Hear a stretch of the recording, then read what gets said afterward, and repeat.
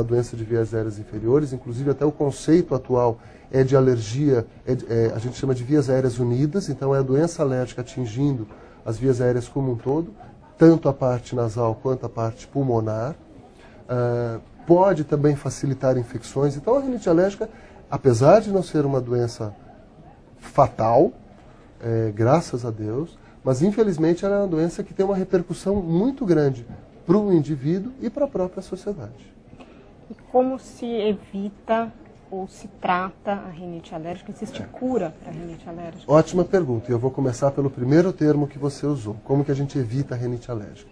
Infelizmente, não se sabe até hoje como que a gente evita. Porque o paciente com rinite alérgica, ele tem duas grandes fases na vida dele.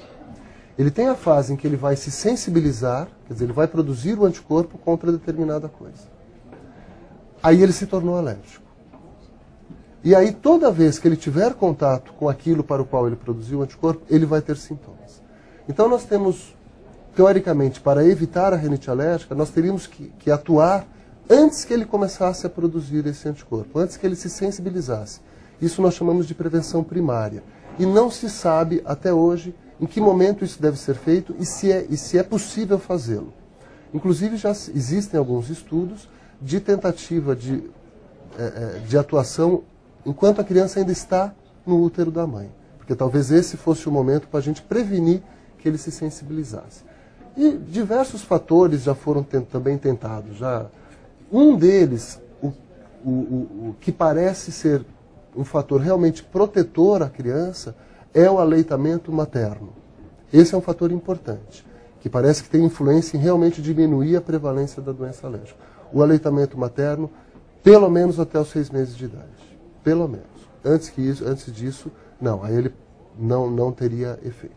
Mas uma vez que a pessoa se sensibilizou, que produziu o anticorpo, aí o que nós podemos fazer é o que é chamado de prevenção secundária, que é tentar diminuir o contato dessa pessoa com aquilo que causa alergia. O que basicamente causa alergia no nariz, quer dizer, rinite alérgica no Brasil, é poeira. Poeira doméstica, o ácaro principalmente. Mas o exemplo típico, né, da higiene ambiental é, se eu tenho alergia à laranja, é só não comer laranja, que eu não vou ter sintoma nenhum. É uma coisa muito fácil de entender. No caso da rinite alérgica, como o principal fator é o fator respiratório do ácaro, não dá para dizer para a pessoa, não respire. É impossível. Mas, de qualquer forma, reduzir o contato com o ácaro é muito importante. E aí nós precisamos conhecer um pouco do ácaro, para saber aonde que ele vive.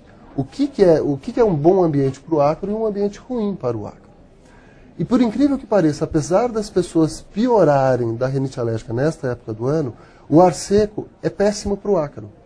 O ácaro ele gosta de um ambiente úmido, com alta umidade relativa do ar, ao redor de 80% para cima.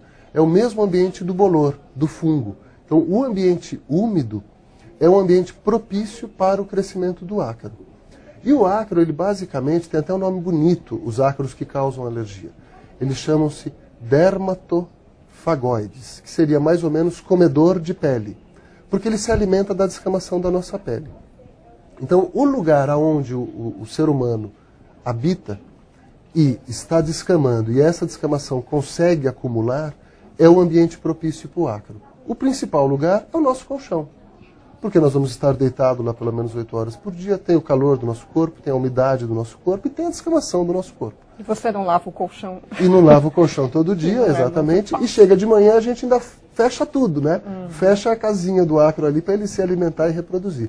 E aí na hora que nós vamos nos deitar à noite, o fato de sentar na cama ou de se deitar vai fazer com que o ácaro que está ali solte do tecido e passe, quer dizer, aumenta a quantidade dele no ar e a gente respira. Então o primeiro lugar que tem muito ácaro é colchão do quarto. O segundo são carpetes, porque também vai acabar acumulando. Depois disso são os armários, porque uma camiseta a gente usa uma vez e lava. Um paletó, um casaco, uma malha, você não usa uma vez e lava. Você usa uma vez e pendura e guarda um pouco até lavá-lo. E ali tem descamação da nossa pele. Então, o armário, que também é um lugar escuro, úmido e quentinho, vai ter uma grande quantidade de ácaro. Então, basicamente, isso, graças a Deus, já está bem difundido, né? A higiene ambiental. Não ter carpete no quarto, ter um ambiente fácil de limpar. O que é um ambiente fácil de limpar? É um ambiente em que a gente, passando um pano úmido, você retire a poeira. Por isso que se pede para não ter o carpete, ter um piso frio, de tábua, pedra, qualquer coisa no quarto. O colchão ser forrado com capas especiais.